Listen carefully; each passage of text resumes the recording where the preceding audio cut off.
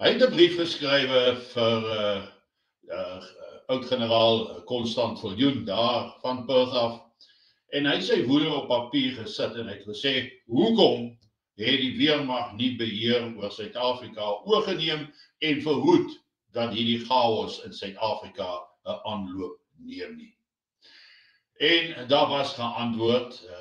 deur Constant in 'n brief wat hy teruggeskryf het na die persoon in Perth, wie se naam ek nie wil noem oor die lug nie, maar hy het vir my 'n afskrif van daardie brief van generaal Viljoen gegee, waarin hy sê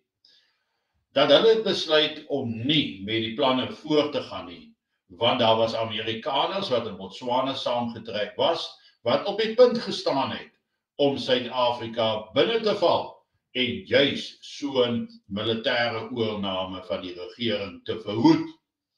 Die vraag is dus, wat is die verbintenis dan in die opdrag van F.W. de Klerk om die bomme te vernietig aan die een kant en die ander kant die afskrikmiddel uit ons mense se hande uit weg te vat, en gevolglik het ons geen manier om 'n potensiële Amerikaanse mariniersinval te stop nie. Het ons nog daardie atoomwapens gehad,